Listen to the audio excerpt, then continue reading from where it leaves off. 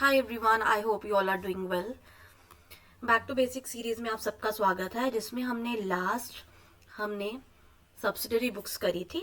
आज हम जो चैप्टर करने वाले हैं वो है bank reconciliation statement. Very important chapter when it comes to any government exam और any account related paper, so you have to do this chapter as it is very important. So पहले introduction देखते हैं। कहते हैं आप सबने देखा है कि बिजनेस ऑर्गेनाइजेशन में हमने सबसे पहले कैश बुक में कैश और बैंक की ट्रांजैक्शन करी है, लेकिन जब कैश बुक बन जाती है तो ज़्यादातर क्या होता है, इसकी डिटेल्स चेक करी जाती है बैंक के थ्रू भी, क्योंकि बैंक में जो हमने लिखा है बैंक वाली स्टेटमेंट कैश बुक में, क्या वो मैच कर रही है। कई बार क्या होता है, मैच नहीं करती। जो बैंक का बैलेंस होता है और जो हमारे पास रिकॉर्ड्स का बैलेंस होता है वो जनरली डिफरेंट होता है। सो कैशियर को इंश्योर करना पड़ता है कि अप टू डेट है डेटा बैंक स्टेटमेंट के साथ, या बैंक स्टेटमेंट को हम बैंक पासबुक भी कहते हैं। जो हमारी स्टेटमेंट होती है उसे बोलते हैं cash book,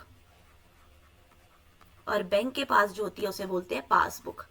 so bank statement और बैंक पासबुक क्या होती है, बैंक रिकॉर्ड्स के पास होती है, और जो हमारी पासबुक होती है वो बैंक के पास है, और जो कैश बुक होती है वो हमारे पास होती है। सो दोनों को हमने मेंटेन करना होता है। सो अगर वो मैच नहीं करता तो इसीलिए हमें बैंक रिकंसिलिएशन करना होता है, मतलब उनको दोबारा से रिकंसाइल करना पड़ता है। सो इसी को हम समझेंगे, और इसमें कुछ नहीं है कि दोनों के अगर डिफरेंसेस अलग अलग हैं, बैंक वाले में अलग है, हमारे वाले में अलग है, तो हमें इसको रिकंसाइल करना पड़ेगा। Okay, so let get started without wasting any time.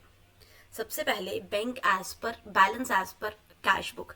देखिए, अगर हमें पासबुक के अकॉर्डिंग चलना है तो हमें शुरुआत करनी पड़ेगी कैश बुक से। कैश बुक क्या होती है, जो हमारे मीन्स ऑर्गेनाइजेशन के पास होती है। कैश बुक, पासबुक कौन सी होती है, जो बैंक से हमें मिलती है, बैंक के पास होती है। ओके, सो जो balance as per cash book होता है ये नहीं हमें चाहिए, ये हमारे पास गिवन है। हमें पहुंचना है बैंक वाले के पास। इट मीन्स हम वो चीजें करेंगे जो बैंक, जिसके कारण बैंक का बैलेंस जो है वैसा हम मैच कर सके। सबसे पहले चेक इशू। कहते चेक हमने भेजा तो है बैंक को, लेकिन अभी तक प्रेजेंट नहीं हुआ। इट मीन्स हमने अपनी तरफ से माइनस करने के लिए, किसी के अकाउंट में डालने के लिए डाल तो दिया है, लेकिन अभी प्रेजेंट ही नहीं हुआ। इट मीन्स बैंक को अभी नहीं मिला, तो हमने अपनी तरफ से माइनस किया है ना इस कैश बुक में, तो उसको मतलब ठीक करने के लिए हम वो वाला बैलेंस क्या कर देंगे, अब प्लस कर देंगे। ठीक है जी, क्यों प्लस कर देंगे, क्योंकि कैश बुक में वो ऑलरेडी माइनस हुआ है, उसके इफेक्ट को कैंसल आउट करने के लिए हम इसे प्लस करेंगे। Now, interest credited by the bank. अब इंटरेस्ट, हमें जो इंटरेस्ट मिलता है ना, हमें तो जनरली पता नहीं लगता है कि जो इंटरेस्ट है कितना इंटरेस्ट है, क्योंकि वो बैंक आगे महीने बाद जो कैलकुलेट करके देता है, हम चेक करते हैं ना कि बैंक ने इस बार हमें कितना इंटरेस्ट दिया। जैसे आपका सेविंग्स अकाउंट है, आपको इंटरेस्ट मिलता है ना उसका, तो देखो जी, आपको तो पता होगा ही नहीं कि कितना इंटरेस्ट है, नहीं ना पता आपको। सो आपको अगर नहीं पता है कि कितना इंटरेस्ट है, तो आप पहले बैंक के साथ देखोगे ना कि कितना इंटरेस्ट बना हुआ है। सो देखो, आपने देखा कि कितना इंटरेस्ट है। जब आपने देखा तो आपको पता लगा कि यार ये तो मैंने अपने ऐड ही नहीं करा हुआ है ना। तो कैश बुक में तो आपने नहीं ऐड किया होता, लेकिन हमने किसके थ्रू चलना है, हमने चलना है बैंक के थ्रू। सो बैंक ने इंटरेस्ट ऐड किया, आपने कुछ भी नहीं किया हुआ, तो आप भी ऐड कर दोगे। Okay, now next is check deposited but not credited by bank. अब हमने अपने अकॉर्डिंग अपने अकाउंट में चेक डिपॉजिट कर लिया, मतलब हमने प्लस कर लिया हुआ है, लेकिन हमने प्लस कर लिया मतलब हमारा अमाउंट ज्यादा दिखा रहा है, लेकिन बैंक ने अभी उसे क्रेडिट किया ही नहीं है। हमें किसके अकॉर्डिंग चलना है, पासबुक के अकॉर्डिंग। पासबुक का मतलब होता है बैंक के अकॉर्डिंग। अब बैंक ने अगर प्लस नहीं करा तो हम भी क्या कर देंगे, माइनस कर देंगे।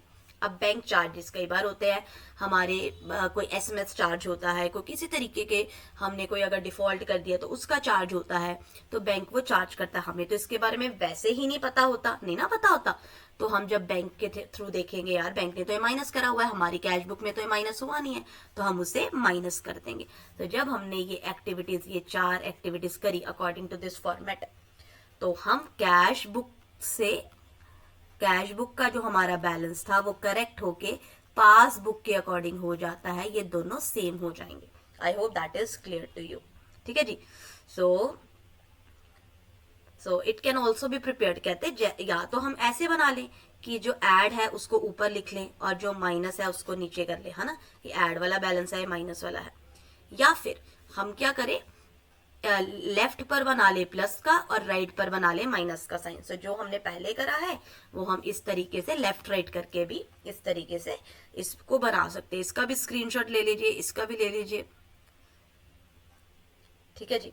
सो कहते हैं हम रिकंसिलिएशन करते ही क्यों है, आप सबको पता लग गया है, या टाइमिंग। ऑब्वियसली मेन डिफरेंस होता है टाइमिंग का। क्यों, बैंक ने अभी प्लस कर दिया है, हमने तो अभी प्लस किया ही नहीं है, बैंक ने कुछ माइनस कर दिया, हमने तो माइनस करा ही नहीं है।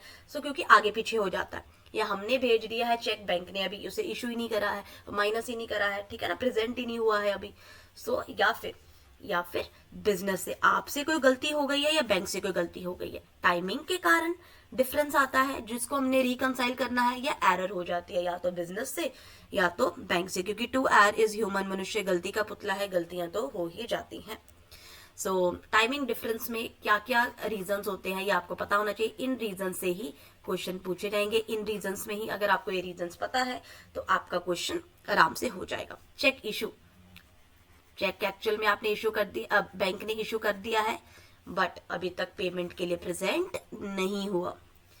हमने बैंक में चेक भेज दिया है लेकिन अभी बैंक ने कलेक्ट नहीं करा, बैंक ने अपने आप माइनस कर लिया है on the behalf of customer. Customer मतलब बिजनेस के अकॉर्डिंग। लेट सपोज बैंक ने हमारे से पकड़कर इलेक्ट्रिसिटी का बिल पे कर दिया, लेकिन हमें याद ही नहीं है इलेक्ट्रिसिटी का बिल पे हो चुका है, सो डायरेक्ट डेबिट वो हमने अभी माइनस नहीं करा। या फिर आपने किसी क्लाइंट को हमने बोला हुआ है कि हमारे इस क्लाइंट को पैसे दे देना हर महीने, या फिर मेरी सिप माइनस करते रहना हर महीने, लेकिन आपने नहीं करा, आपको याद नहीं था। Amount directly deposited in bank account, कोई अलग खुद से बैंक में जाकर आपके अकाउंट में पैसे डिपॉजिट करवाया है लेकिन आपको नहीं याद रहा प्लस करने का।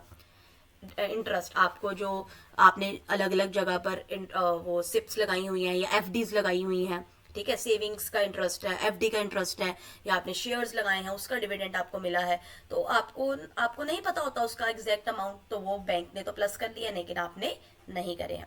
Direct payment made by bank on the behalf of customer, again direct payment हो चुकी है, आपने नहीं करे। डिसऑनर, बिल डिसऑनर हो गया लेकिन आपको पता ही नहीं लगा है, ठीक है जी, आपने अपने तरीके से डिपॉजिट करवा दिया लेकिन डिसऑनर हो गया है, तो उसको भी आपको करना पड़ेगा।